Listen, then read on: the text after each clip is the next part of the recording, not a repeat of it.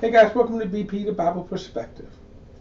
Here you see two women, one white, one black, both commit the same crime but receive different verdicts. And while this is certainly making its way as a prime example of racial disparity in the courts, I want to talk about why the charge of racism fails here.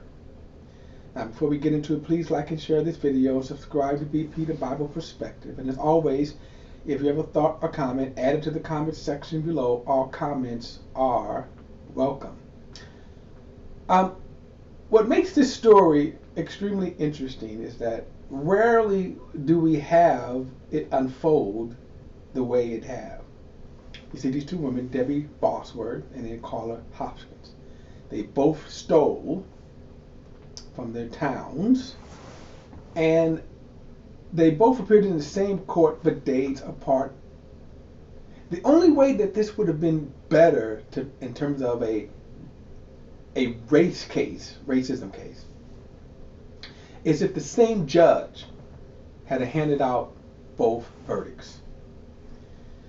But as it is, it's two different judges, and I'll get to that in a moment. Debbie Bosworth, a white woman as you can see, stole $250,000 from her town. She was presided over by a white judge, a woman, and was handed 2 years probation, while Carla Hoskins, a black woman, stole $45,000 from a school she was working with, presided over by a white judge, a man, who gave her 18 months in prison. Now, while both these cases, as I said, present disparities in the judicial systems, the difference how whites and blacks are treated, there's a couple of problems when we apply race here.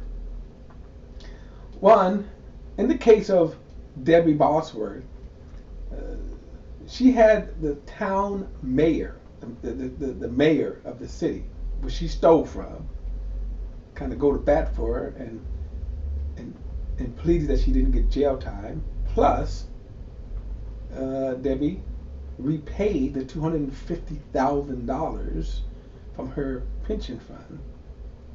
Now, that to me still should not have been enough for her to get off. She still should have served jail time. Now, on the other hand, Carla Hoskins, who was presided over by a white man, a white judge, she did not pay back most of the money she stole. I believe she stole about, I think she would pay back about $5,000.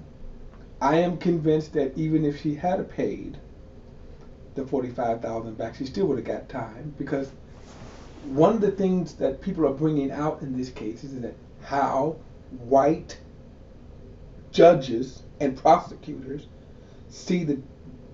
make a difference between black and white criminals. Okay, and of course you see it play out right here. These verdicts were handed out in the same court a day after each other, which is amazing. What I want to focus on, however, is despite the cases, we're always going to have these disparities.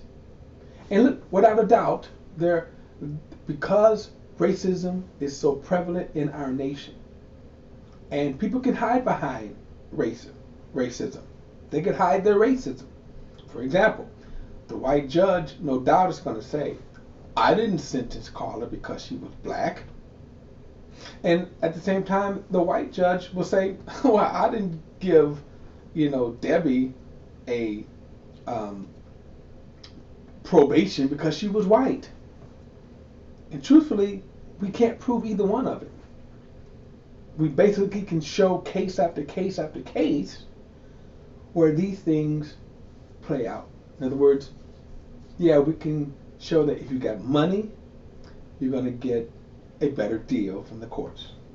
If you have less money, you're going to get a worse deal. And race always plays a matter in these cases. But here's what I want to talk about. Even with all of that, the biggest issue, because we know this, because we know that there are different outcomes, here is the, this is going to be the message to me, to black people.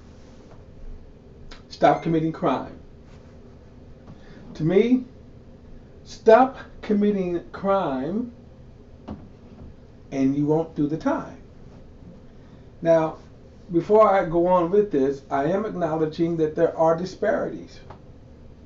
Yes, I'm saying that you have people that can be racist and they're in positions of power. I am convinced, though I cannot prove it, that had Carla paid back all of the money she stole, she still would have got time. All right. But I'm going to also say this to Carla and about Carla. Had she not stole the money, she never would have got the time.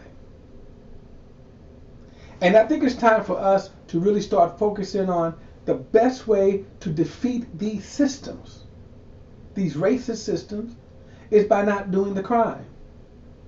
And it seems for the last few decades, our civil rights activists have been defending people who are committing crime.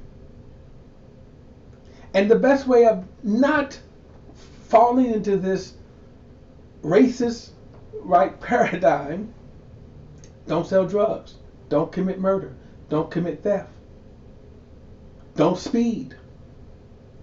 See, we want to really come to bat for Carla and say because she's a black woman, she got a sentence and that white woman didn't. Maybe that's true, but Carla didn't have to steal $45,000 either. And at some point, we got to say, you know what? Even if we believe this, right? If we believe that the system is inherently racist against us, there's nothing making us commit the crime. You know, majority of the cases are criminals. And I'm acknowledging that sometimes there are people who are falling into an unjust sentence, an unjust charge, like the Central Park 5 boys, who were charged with crime because of corrupt politicians, because of corrupt police, corrupt judges, corrupt prosecutors. But see, they're not the majority of the cases.